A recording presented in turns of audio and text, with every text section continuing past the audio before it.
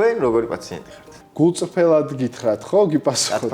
რა ძნელი კითხვაა რა. აი ყველაზე ძნელი კითხვა ბოლოში მოითოვე. ეს საყოველთაოდ აღიარებულია, რომ ყველაზე ცუდი პაციენტი ექიმია. ზოგადად ექიმები ძალიან ცუდი პაციენტები ვართ. ეძახიან რომ ექიმები არ არიან კარგი პაციენტები. ექიმები ცუდი პაციენტები ვართ.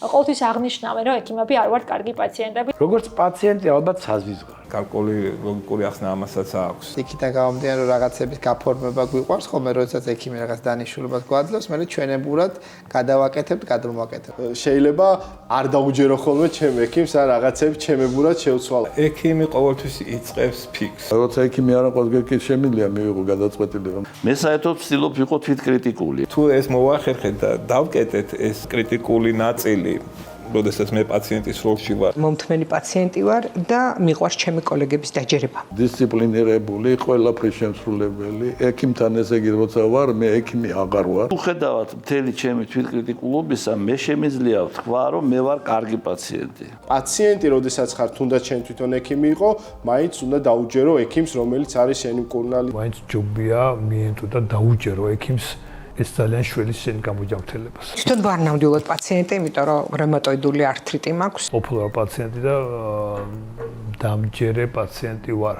იყო ერთ-ერთი შემთხვევა, როცა სოკოთი მოწამლით საკუთარ განყოფილებაში ვიყავი და ჩემმა კოლეგებმა მითხრა, შენზე ცუდი არავინ არ გვინახავს. მე დამემართა ძალიან სერიოზული კორონა. სანამ წიხლით არ შემაგდეს საავადმყოფოში, ჩავეტიე იმ ჩარჩოში, პაციენტის ჩარჩოში, ასე ვთქვათ. ალბათ ქრონიკული დაავადებაც არ მაქვს, რომელიც მაიძულებს უფრო ხშირი კონტაქტი მქონდეს კოლეგებთან. დიდად ექიმთან შეხება არც მქონია, ერთ-ორჯერ მქონდა რაღაც ფილტვის ჯანმრთელობასთან დაკავშირებით.